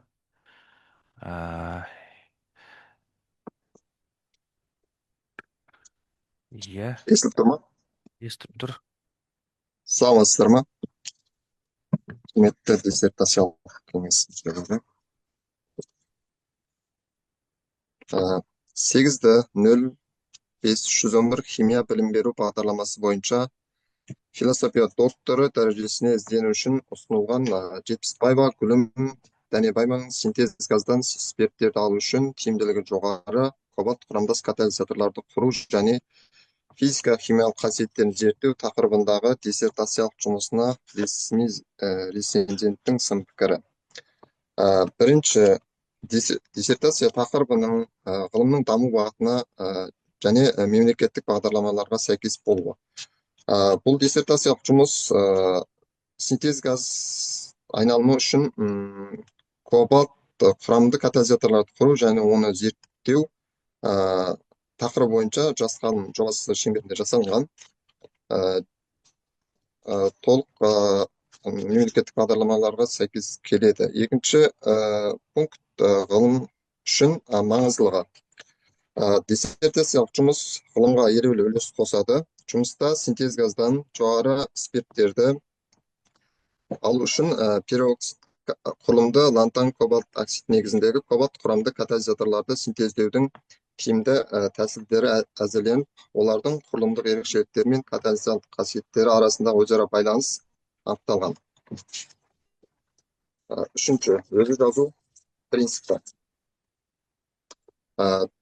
Докторант диссертациялық жұмысты өзі жазу деңгейі жоғары. Докторант диссертациялық жұмыстың мақсаты мен міндеттерін дербес анықтап, синтез газдан спирттер алу саласындағы әдеби деректерге жүйелі талдау жүргізген. Төртінші, ішкі бірлік принципі. Диссертацияның өзектілігі негізделген толықтай синтез газдан жоғары спирттерді алу мәселесі баламалы отын өндірісі мен көміртекті ресурстарды ұтымды пайдалану тұрғысынан аса маңызды. Диссертация тиімділігі жоғары селективті катализаторларды дамытуға бағытталған. Төртте екі, диссертацияның мазмұны диссертация тақырыбын толықтай айқындайды. Әдеби шолу эксперименттік бөлім нәтижелері мен қорытынды диссертация тақырыбын синтез газдан спирттерді алу үшін пероксид құрылымды кобальт құрамды катализаторларды әзірлеу және оларды физика химиялық қасиеттерін зерттеу мәселелерін қолға алуға бағытталған. Төртте үш, диссертацияның мақсаты мен қойылған міндеттері оның тақырыбына толық сәйкес келеді. Жұмыс синтез газдан жоғары спирттерді алу үшін тиімді пероксид құрылымды кобальт құрамды катализаторларды синтездеуге және оларды құрылымдық қасиеттерін зерттеуге бағытталған. Төртте төрт, диссертацияның барлық бөлімдері мен тұжырымдары өзара логикалық түрде толық байланысқан. Қойылған мақсат пен міндеттер әдеби жолда теориялық тұрғыдан негізделіп, эксперименттік бөлімде нақты жүзеге асырылған. Төртте бес, диссертациялық жұмыста автор ұсынылған шешімдердің жаңашылдығы мен ғылыми негізділігі отандық және шетелдік әдебиеттерде сипатталған катализаторлармен салыстыра отырып таңдалған. Автор пероксид құрылымды күрделі оксидтердің белсенді фаза көзі ретінде қызмет атқара алатын, олардың құрылымдық икемділігі мен беттік қасиеттерін мақсатты түрде реттеу арқылы спирттерге талғамдылықты басқару мүмкіндігін көрсеткен. Бесінші, ғылыми жаңашылдық принципі. 5-те-1 диссертациялық жұмыстың жаңалығы мен қағидаттары толығымен жаңа болып табылады. 5-те-2 диссертацияның қорытындылары. Жұмыстың қорытындылары жүргізілген кешенді эксперименттік зерттеулер нәтижесінде алынған және толығымен жаңа болып табылады. Диссертация синтез-газдан жоғары спирттерді алу үшін пероксид құрылымды лантан кобальт оксиді және лантан кобальт оксиді кит 6 негізіндегі тиімдік кобальт құрылымды катализаторлар синтездер, олардың құрылымдық және текстуралық қасиеттерінің катализдік белсенділік пен талғамдылыққа әсері жүйелі түрде анықталған. 5-те-2 жұмыста ұсынылған технологиялық шешімдер толығымен жаңа және ғылыми тұрғыдан негізделген. 6-шы, негізгі қорытындылардың негізділігі. Барлық негізгі қорытындылар ғылыми тұрғыда жеткілікті көлемде эксперименттік дәлелдермен негізделген. Диссертациялық жұмыста алынған құрылымдық, текстуралық және морфологиялық деректер катализдік нәтижелермен өзара салыстырылып таңдалған. Бұл диссертация қорытындыларының ғылыми негізділігін толық дәлелдейді. Қорғауға шығарылған негізгі қағидаттар. Бұл жұмыс бойынша 3 қағидат шығарылған. Біріншісі, гидротермалды жағдайда жұмсақ темплант этилен гликолдың қатысында бірге тұндыру әдісі лантан кобальт оксидін пероксид құрылымға күрделі оксидтерді алуға мүмкіндік береді. Бұл қағидат дәлелденген, қағидат тривиалды емес, қағидат жаңа болып табылады және қолдану деңгейі кең. Бұл қағидат News of the Academy of Science of the Republic of Kazakhstan, Series of Chemistry and Technology журналында шыққан мақаламен дәлелденген. Сонымен қатар Open Chemistry атты журналда мақала шығарып дәлелденген қағидат. Екінші қағидат, мезекеуекті кремний диоксидті кит 6 қатты темплантын қолдану лантан кобальт оксид үлгісінің меншікті беттік ауданы 9-5-тен 220 грамм на метр квадратқа дейін арттыруға мүмкіндік береді. Қағидат дәлелденген, меншікті беттік ауданның айтарлықтай артуы бет әдісі бойынша азоттың физикалық адсорбциясы және pH талдау арқылы сандық түрде расталған. Қағидат тривиалды емес, қағидат жаңа болып табылады. Қолдану деңгейі кең. Мақалада Қазақстан Республикасының ұлттық ғылыми академиясының хабаршысы журналында мақала шығарып дәлелденген. Үшінші қағидат, меншікті беттік ауданы ұлғайған. Локо кит 6 үлгісі 240 градуста тұрақты температурада жүргізілген катализдік реакцияларда белсенділігі жоғары. Спирттер үшін жалпы талғамдылықтың төмендігіне қарамастан бағалы жоғары спирттердің түзілуіне айтарлықтай ығысады. Қағидат дәлелденген, қағидат тривиалды емес, қағидат жаңа және қолдану деңгейі кең. Бұл қағидат Open Chemistry журналында шыққан мақаламен, сонымен қатар Report of the National Academy of Science of the Republic of Kazakhstan журналында және сонымен қатар Academic Scientific Journal of Chemistry журналында шыққан мақалалармен дәлелденген. 8-ші, дәйектілік қағидаты, дерек көздер мен ұсынылған ақпараттың дәйектілігі.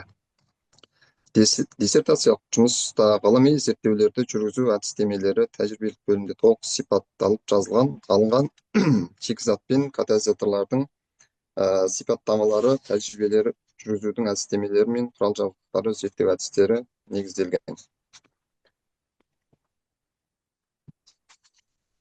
Диссертациялық жұмыстың қорытындылары мен анықталған заңдылықтар мақалада берілген эксперименттік зерттеулермен дәлелденген және расталған. 8-де 4 диссертациялық жұмыс маңызды мәлімдемелер отандық және шетелдік авторлардың нақты және сенімді ғылыми әдебиеттеріне сілтемелермен расталған. 8/5 диссертациялық жұмыс бойынша 102 ғылыми жұмысқа сілтеме жасалған.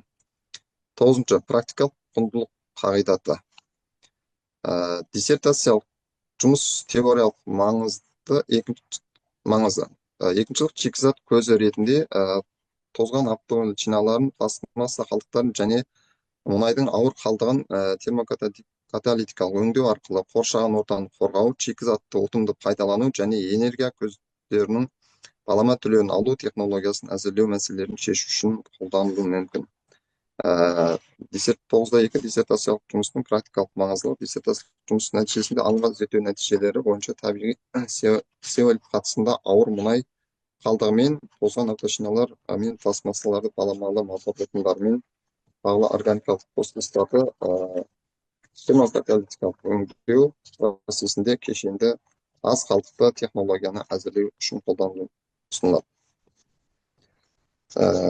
9/3 практикалық ұсыныстар жаңа. Тәжірибеге алынған ұсыныстар жаңа, олардың нәтижелері ғылыми журналдарда жазылған жарияланымдармен дәлелденген. 10. Жазу және рәсімдеу сапасы. Диссертациялық жұмыстың академиялық жазу сапасы жалпы академиялық талаптарға сәйкес рәсімделген. Енді 11. Диссертацияға ескертулер. Диссертациялық жұмыс жалпы академиялық талаптарға сәйкес рәсімделген, алайда техникалық безендіру бөлігінде бірізділікті талап ететін тұстар бар. Мәтінде деписпен сызықшалардың қолданылуы әртүрлі, сондай-ақ графиктер мен суреттердің форматы бірыңғай стильде берілмеген. Иллюстрациялық материалдарды ортақ стандартқа келтіру ұсынылады. Сонымен қатар ескертулер ретінде мыналарды айтып өтуге болады. Бірінші, пероксидті құрылымды оксидтердің дәстүрлі кобальт алюминий 2O3 немесе кобальт кремний оксид катализаторларымен салыстырғанда қандай артықшылығы бар? Екінші, катализдік сынақтарды жүргізу барысында қысымның әсері зерттелді ме? Үшінші, жалпы спирттерге талғамдылық 61%-дан болған кезде 61% болған жағдайда жоғары спирттердің түзілуінің артуын қалай түсіндіресіз? Төртінші, бұл катализаторларды өнеркәсіптік масштабта қолдану мүмкін бе? 12. Жетпісбаева Гүлім Дәнебаеваның синтез газдан спирттерді алу үшін тиімділігі жоғары кобальт құрамдас катализаторларды құру және физикалық қасиеттерін зерттеу атты зерттеу тақырыбы бойынша ғылыми мақалалардың ғылыми деңгейі жоғары деп есептеймін. 13. Ресми резиденттің шешімі. Жетпісбаева Гүлім Дәнебаеваның синтез газдан спирттерді алу үшін тиімділігі жоғары кобальт құрамдас катализаторларды құру және физика-химиялық қасиеттерін зерттеу тақырыбындағы диссертациясы философия докторы дәрежесін алу үшін ұсынылатын диссертацияның талаптарына толығымен сай келеді және оның авторы Жетпісбаева Гүлім Дәнебаеваны 8/53-11 химия бағыты бойынша философия доктор дәрежесін алу үшін ұсынылады. Рахмет, көп рахмет. Значит, пікірде берілген ескертулер жауап беру үшін ізденушіге береді.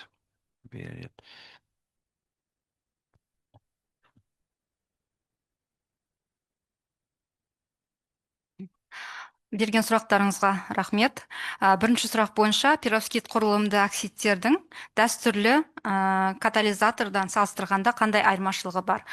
Бірінші, дәстүрлі катализаторлар бұл біріншіден металл бөлшектерінің іріленуі жүреді мұны. Одан кейін дәстүрлі катализаторлардың кокстену мүмкіндігі жоғары болып келеді. Сонымен қатар дисперсия төмен болуына байланысты металл бөлшектері мұнда біркелкі таралмайды. Ал пероксид типті катализаторлардың ерекшелігі, пероксид құрылымды оксидтердің артықшылығы металл иондарының кристалдық торда біркелкі таралуында. Және пероксид құрылымды катализаторлар кокстенуге төзімді болып келеді. Екінші сұрақты оқи берейін бе? Екінші сұрақ бойынша катализдік сынақтарды жүргізу барысында қысымның әсері зерттелді ме дейді. Екінші сұрақ бойынша бізде катализдік сынақтар барысында қысымның әсері арнайы жеке параметр ретінде зерттелген жоқ. Барлық тәжірибелерде тұрақты 2 мегапаскаль қысымда жүргізілді. Бұл қысым синтез газды түрлендіру және Фишер-Тропш синтезі реакциялар үшін әдебиетте жиі қолданылатын жұмыс диапазонына жатады. 2 мегапаскаль қысымда бұндай жағдайда көміртегі оксиді мен сутегінің молекулаларының катализатор бетінде адсорбциялануы тиімді жүреді және реакцияның жылдамдығы жеткілікті деңгейде қамтамасыз етіледі. Үшінші сұрақ бойынша жалпы спирттерге талғамдылық 61% болғанда жоғары спирттердің түзілуінің артуын қалай түсіндіресіз? Мұнда үшінші сұраққа жауап беретін болсам, жалпы спирттерге талғамдылықтың 61% болу катализатор бетінде көміртек тізбегінің өсу реакцияларының тиімді жүруімен түсіндіріледі. Реакция барысында көміртек оксидінің адсорбцияланып, аралық көміртек фрагменттері түзіледі. Кейін олар көміртек байланыстарының түзілуі арқылы ұзарып, сутекпен әрекеттесіп, жоғары спирттерге айналады. Және катализаторлардың құрылымдық ерекшеліктері мен металл бөлшектерінің жақсы дисперсиясы бұл аралық түрлердің бетте тұрақтануына мүмкіндік береді. Соның нәтижесінде метан немесе жеңіл өнімдерге қарағанда жоғары спирттердің түзілуі басымырақ болады. Төртінші сұрақ бойынша бұл катализаторларды өнеркәсіптік масштабта қолдану мүмкін бе?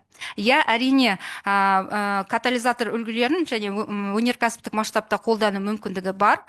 Пероксид құрылымды оксидтер бұл негізінен катализаторлар жоғары термиялық тұрақтылыққа ие, металл бөлшектерінің жақсы дисперсиялану және агломерацияға төзімді.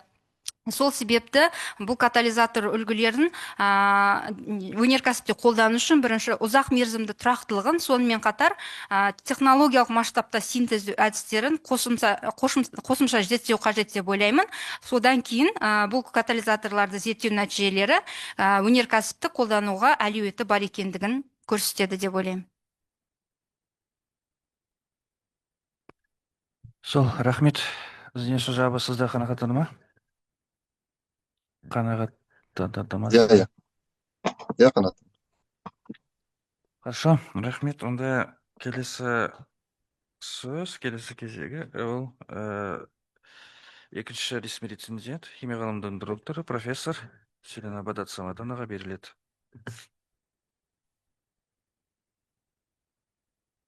Рұқсат болса, мен қысқа сөйлеп айтсам бола ма? Жалпы мына рецензенттің беретін сын пікірінің ішіндегі өлшем шарттардың барлық пункттеріне оң жауап берілді. Бірақ та соның ішінде жұмыста оқығанда пайда болған кейбір сұрақтар мен ескертпелерге тоқталып кетейін. Онда сұрақтар мен ескертулер ретінде менде мынандай келесідей. Бірінші сұрағым зерттеу жұмысының ғылыми жаңалығы мен нәтижелері атты пунктте, екінші жаңа нәтиже ретінде пероксид құрылымды лантан кобальт оксиді және кит алтымен араластырған күрделі оксидтердің физика-химиялық сипаттамаларына синтез әдістерінің әсері, рентгендік фазалық талдау, энергия дисперсиялық спектроскопия, трансмиссиялық электронды микроскопия және термогравиметриялық талдау арқылы зерттелді деп ұсынылған. Зерттеу барысында қолданылған физика-химиялық әдістер жұмыстың ғылыми жаңалығына жатпайды. Жаңа нәтиже ретінде осы сөйлемде келесідей қалтырған жөн болар еді деп ойладым. Алынған катализаторлардың физика-химиялық қасиеттеріне оларды синтездеу әдістерінің әсері анықталған деп. Екінші сұрағым, ескертуім, алынған катализаторлардың тұрақтылығы белгілі жағдайларда 10 сағат бойы жүргізілген. 37-ші суретте реакция көрсетілген график түрінде. Одан кейінгі жаңағы физика-химиялық деректер бойынша катализатор құрылымы қайтымсыз бұзылады деп мәлімденген. Мұнда сұрақ туындайды, демек катализатор белсенділігі 10 сағат бойы тұрақты ұстап одан әрі күрт график бойынша как будто күрт жоғалатын сияқты. Бұл яғни біз график бойынша бұл сұрақ туындамау үшін тұрақтылық жаңа катализатордың спирттер бойынша талғамдылығы біртіндеп төмендеуі арқылы көрсетілмес. Ол егер олай жаңағыдай болатын болса, онда неге ол күрт 10 сағаттан кейін күрт жоғалатынына түсініксіздеу болды. Үшінші, жұмыста жасалынған пероксидті лантан кобальт құрамды катализаторлардың үлгілерін сіз шартты белгілеуде LSO деп белгілеу қабылдағансыз, бұл кішкене түсінбеушілік тудыратын сияқты. Себебі кобальт оксид арқылы белгілеу, кобальтты CO деп белгілеу, как будто көміртектің оксиді сияқты бұл мағына білдіруі мүмкін. Енді сондай-ақ жұмыста аздаған түрде редакциялық кемшіліктер кездеседі, техникалық жаңағыдай неде, мысалы 40-шы суреттеудің орнында 44-8-ші сурет деп нөмірленген жаңа формулалардың нөмірлерінде де кішкене осындай техникалық ателімдер кеткен. Ал енді қорытындай келсем, жаңа Жетпісбаева Гүлім Данебаеваның синтез газдан спирттерді алу үшін тиімділігі жоғары кобальт құрамдас катализаторларды құру және физика-химиялық қасиеттерін зерттеу тақырыбындағы диссертациясы философия докторы PhD дәрежесін алу үшін ұсынылатын диссертацияның талаптарына толығынан сай келеді, және оның авторы Жетпісбаева Гүлім Данебаеваның 8-05-311 химия білім беру бағдары бойынша философия докторы дәрежесін алу үшін ұсынылады. Рахмет. Рахмет. Рецензенттерге сұрақтар бар ма? Сұрақ болмаса, онда пікірде берілген ескертулерге жауап беру үшін ізденушіге беріледі.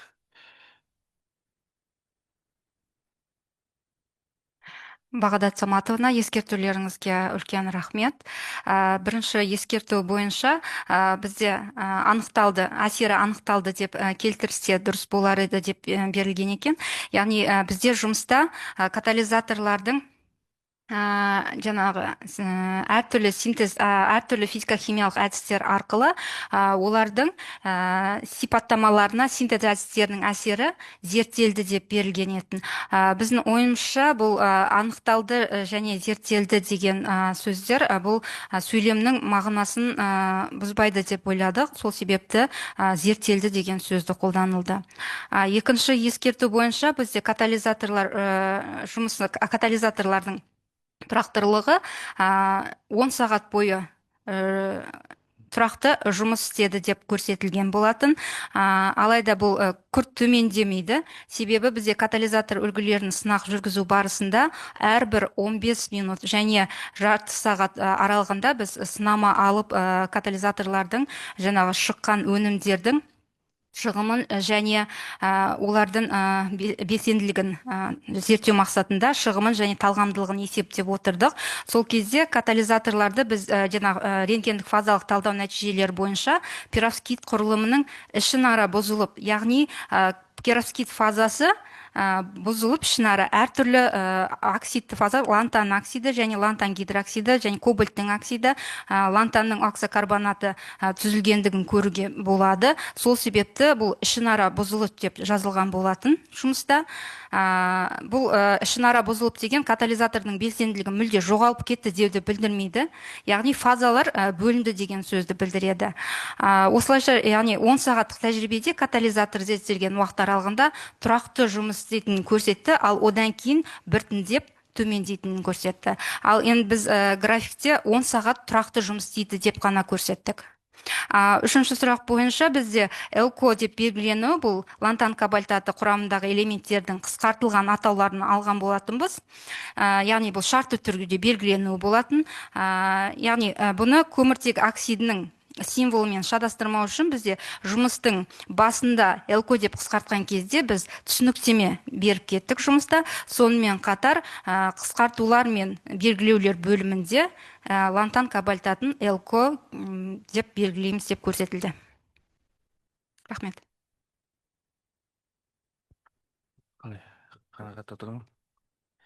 Хорошо, рахмет. Я здесь хотел некоторые вещи прояснить, уважаемые коллеги. Здесь рецензенты должны высказать свое мнение относительно того. Дело в том, что наш диссовет не может выдавать степени, мы, соответственно, ходатайствовать должны перед комитетом. Поэтому, если есть принципиальные ошибки, которые нужно исправить, то лучше диссертацию отправить на доработку, чтобы диссертант могла исправить. Если нет принципиальных ошибок, то есть тогда тоже рецензенты должны сказать, что это не принципиальные ошибки. Потому что, и в принципе, руководители с диссертантом тоже должны обсудить и внутри себя сказать. То есть иногда на некоторых диссоветах руководители говорят, что вот мы хотим доработать. То есть это доработка, это в принципе не проблема. Что такое доработка? Это вот те запятые и те вещи, которые, в принципе, докторант хотела бы изменить. У нее есть возможность. И если мы будем первое ходатайствовать, бізде негізі төрт вариант, төрт вариант. Философия доктор дәрежесін беру жөніндегі комитеттің алдына өтініш жасау. Екінші, диссертацияны қайта өңдеу жіберу. Диссертация қайта өңдеу жіберу, это вот если есть какие-то недочеты, замечания, мы можем ее отправить на доработку, но тогда совет опять защиту не смотрит, просто смотрит, как доработал. Потом уже делает вариант ходатайства. Диссертация, еще вариант диссертацияны қайта қорғау жіберу, это уже посложнее. И төртінші, философия докторы дәрежесін беру жөніндегі комитеттің алдында өтініш жасаудан бас тарту. Вот төрт вариант бүгін болады неде голосованияда. Так, онда егер сұрақтар болмаса, онда келесі. Да, дискуссия. Қазір онда бізде диссертациялық кеңес мүшелері, рецензенттер, осында отырғандар қатысушылар пікір алмасуға көшеміз. Егер пікірлер болса, давайте кімде пікір қандай бар? Особенно уақытша кеңес мүшелері, вот ваше мнение важно. Ердош Қаламұлаевич, Мәдениет Мен Азаматович. бір-екі ауыз пікірімді айтайын. Құрметті әріптестер, енді бүгінгі қарастырылған жұмыстың жалпы өзектілігі бар екенін бәріміз жақсы білеміз. Синтез газдан пайдалы өнімдер алу, ол әрқашанда өзекті мәселе. Енді бұл жұмыста сол спектр алу мақсат етіп қойылған, және сол мақсатқа жету үшін тиімділігі жоғары катализаторлар дайындалып, сынақтан өткізілген. Енді жалпы жұмыстың мазмұнына тоқталмай-ақ қояйын. Енді әртүрлі әдістермен зерттелген катализаторлар бірнеше әдіспен синтезделген, жалпы ғылыми жағынан болсын, практикалық құндылық жағынан болсын, маңыздылығы көрініп тұр. Енді докторант қорғау барысында да сұрақтарға толыққанды жауап беріп, өзінің біліктілігін көрсетті деп ойлаймын. Енді әрбір жұмыста кішігірім қателіктер, кішігірім жаңағы кемшіліктер болады. Менің айтар ойым, мына жерде жұмыстың рәсімделуіне байланысты, жаңағы зерттеу жұмыстың жаңалығын көрсеткен кезде, енді бірінші пункт синтезделіп деген оған ешқандай әңгіме жоқ. Бірақ мына екінші, үшінші пунктте мысалы жаңалығын жазған кезде оксидтердің физика-химиялық сипаттамаларына сәйкес әртүрлі әдістер арқылы зерттелді, одан кейін үшінші пунктте де зерттелді деп жазылып тұр. Енді біз әдетте докторанттарға мысалы зерттеу ол жаңалыққа жатпайды. Мысалы енді кез келген алынған материалды ары қарай практикада ұсыну үшін оны зерттеу қажет. Сондықтан осы пункттерді басқаша жазу керек пе деп ойлаймын. Дұрыс. Бұл менің пікірім. Сондай бір кемшіліктері бар. Жалпы докторант өзінің жұмысын толық білетіндігімен бізде көрсетіп отыр. Енді жас ғалым жобасын орындап жатыр. Сондықтан ары қарай қолдауға болады деп жалпы жұмыс PhD дәрежесін беруге болады деп ойлаймын. Рахмет, Юдаш Қаламилович. Тағы пікірлер бар ма? Мәдениет Азаматович, пікіріңіз айтсын. Рахмет, құрметті төраға. Негізінен, бізге диссертациялық жұмыс алдын ала жіберілді. Диссертациямен таныстық. Әрине де бұл жұмыс докторант бізде жас ғалым бойынша грант иегері. Бұл жұмысты грант жоба аясында жүргізілген. Қажетті мақалалар уақытында және де комитет белгілеген журналда жарияланған. Негізі диссертация бойынша бұлай айтарлықтай кемшіліктер, қателіктер мен өз жағымнан көрген жоқпын. Автор негізі диссертацияны оқыған кезінде және қазіргі диссертация қорғалған уақытында диссертацияны баяндау және диссертация рецензенттермен диссертациялық кеңестің мүшелеріне қойылған сұрақтарына толықтай сұрақтарына жауап берді деп өз ойымды білдіремін. Өйткені диссертант жұмысты өзі жасады деп көрініп тұр. Өйткені барлық қойылып отқан сұрақтарға кедергісіз толықтай жауап берді. Негізінен диссертант бұл тақырып бойынша барлық мәліметтерге ие. Сондықтан және де жұмыс барысында келтірілген әдістер мен сол әдістерге ие болып, осы әдістерді қолданып, диссертация барысында жүргізген барлық тәжірибелерге өз үлесін тигізді деп сенеміз. Сол және де диссертанттың осы диссертациясын комитетке доктор PhD ғылыми дәрежесін тағайындауға өз ұсынысымды жасаймын. Рахмет. Рахмет. Саламатсыздар ма?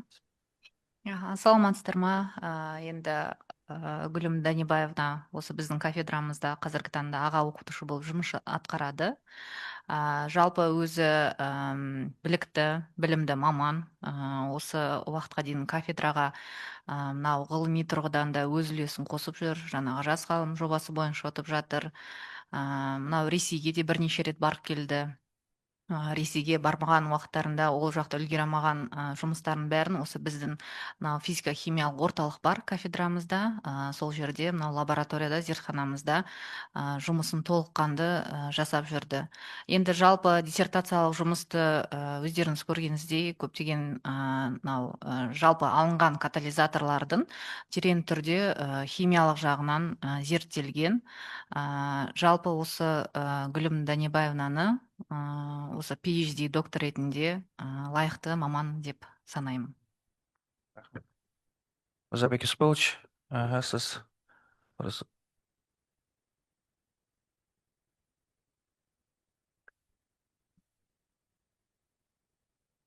Мырзабек Исполович, тыңдап тұрмыз, Саламатсыздар.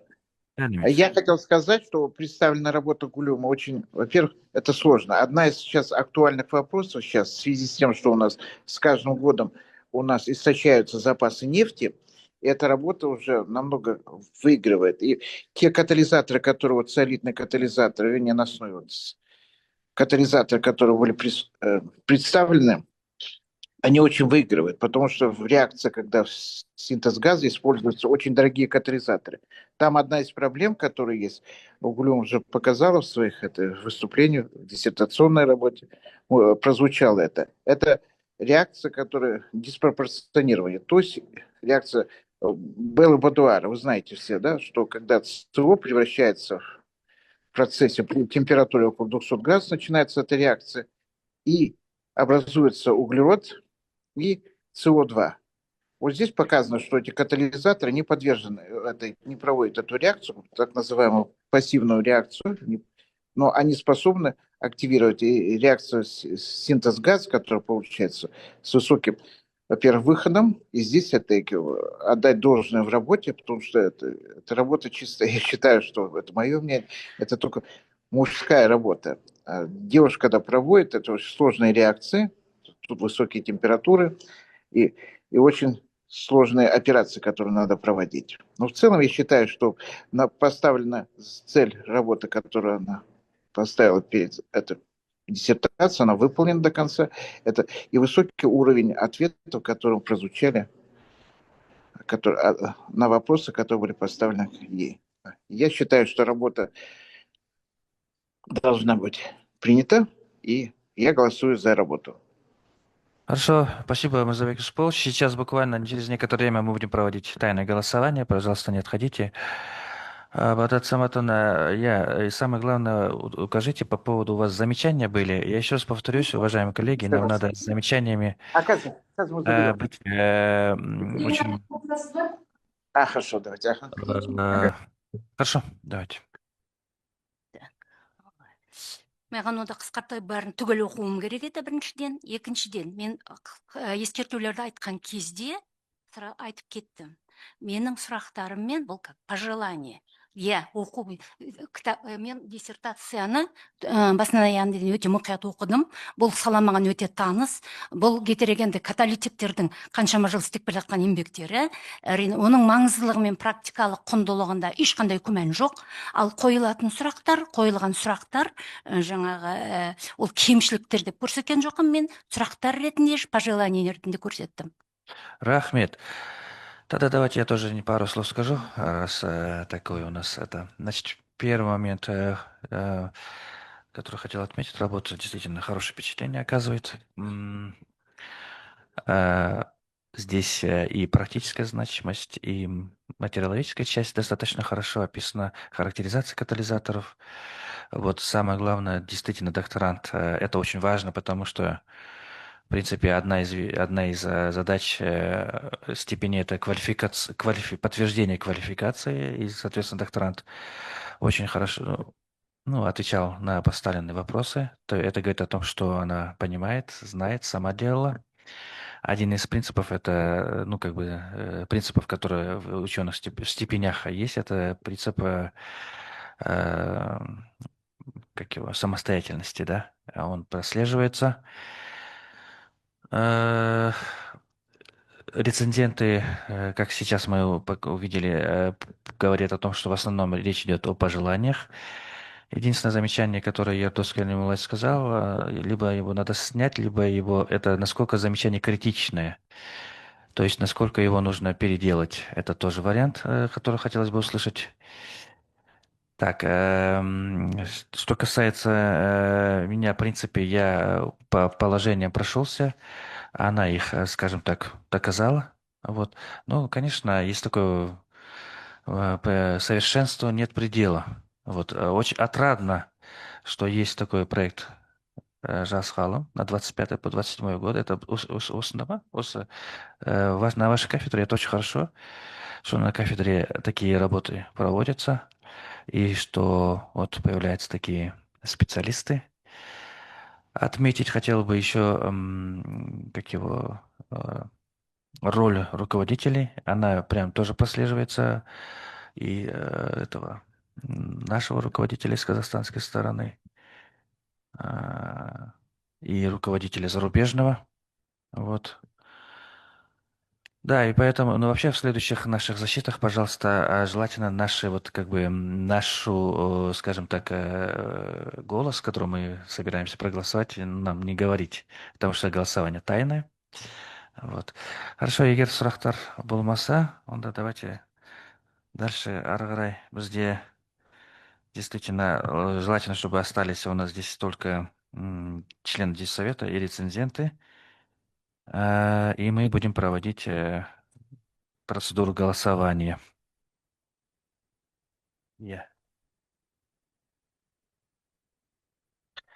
Значит, уважаемые коллеги, сейчас вам на почту, на телефон придет, на телефон же, да? На WhatsApp придет электронная ссылка Вот, пожалуйста, там будет 4 варианта. А, Надо выбрать один. Рецензенты у нас тоже голосуют. Их вес такой же, как и у членов совета. Бізде бүгін жалпы қатысатын 8 адам ба, или 9 адам ба? 8. 3 члена совета, рецензент 5. И настрой 8 адам, иә?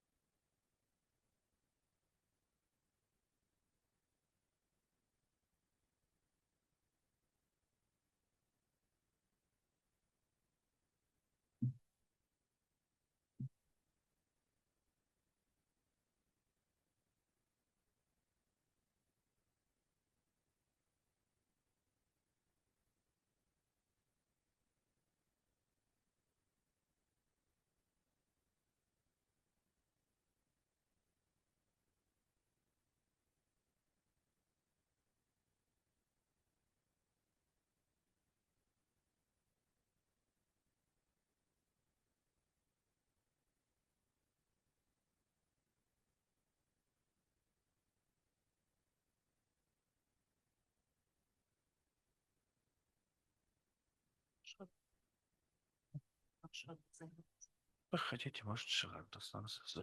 Өтті ме бәрі? Мгм.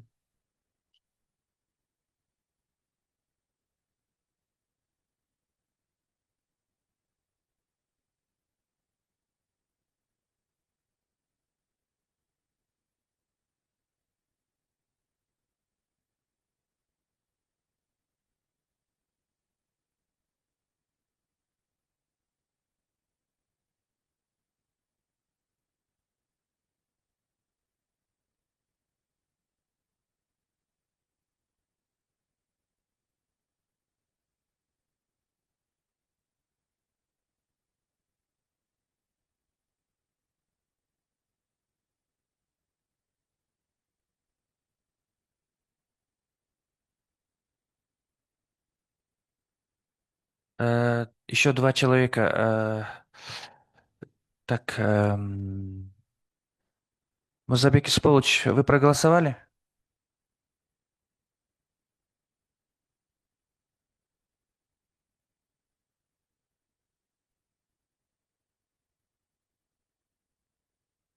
Манапхан Жумабек, сіз дауыс бердіңіз бе?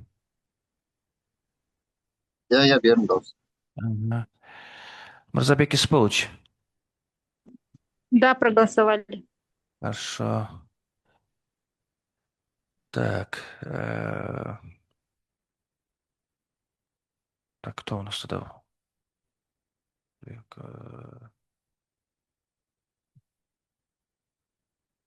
вроде все проголосовали? Вроде все проголосовали. Нет?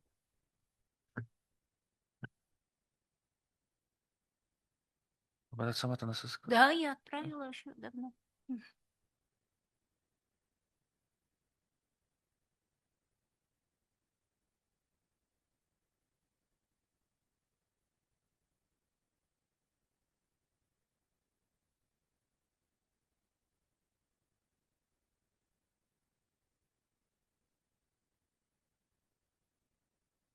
Сами проголосовали? Тогда вы должны были, по идее, шықпайды тұғын? Дайын ба? Қанша болды? 6.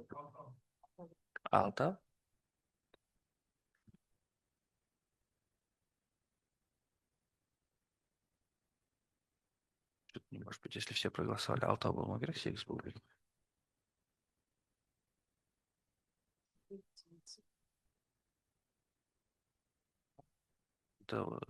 Берді деді. Я отправила сразу же. Да.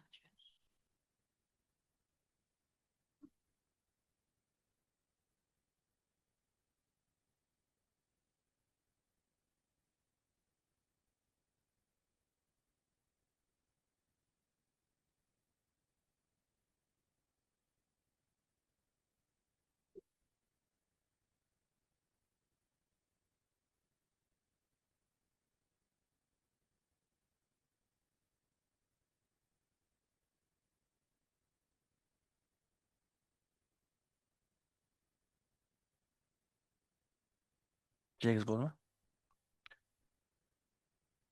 Так, ну, можно звать руководителей. Руководительдерді шақырыңыз. Иә.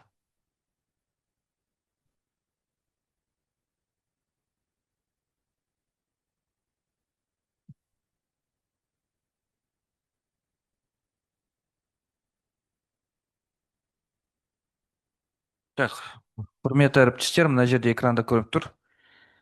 Қазақстан Республикасы ғылым және жоғары білім министрі және Дулати атындағы Тараз университетінің диссертациялық кеңес туралы ережелерінің талаптарына сәйкес біз Жетпісбаева Гүлім Данибаевнаға философия докторы дәрежесін беру жөніндегі комитеттің алдында өтініш жасау туралы шешім қабылдадық. Все, құттықтаймыз. Енді, иә, соңғы сөз, иә, ізденушіге. Құрметті диссертациялық кеңес төрағасы және кеңес мүшелері, рецензенттер және жетекші Бақытгүл Капкенна, сіздерге өте үлкен рахмет. Маржан Сейітовна, Айша Нұрлыбаевна, алтын уақыттарыңызды қиып, бүгін мен мына диссертациямны қорғауымды тыңдап, оң баға бергендеріңізге үлкен рахмет. Все, рахмет, құрметті әріптестер. Вот, спасибо за работу. Да. Енді біз, значит, такое решение приняли. Надеюсь, комитет рассмотрит и положительно примет тоже решение. Все, рахмет, сау болыңыздар. Я отметила вот все, что проекты по проекту. Что-то раздали, поэтому я... Так что, коллеги, одобрили, да? Да, мы Одобрили? отправили ходатайство. У нас только ходатайство в комитет, а принимает решение комитет. Мгм. Ну, одобрили, да? Молодцы. Одобрили, да. Ну, Спасибо огромное. спасибо. Давайте дальнейших успехов. И Вам через спасибо. 2 часа продолжим, да?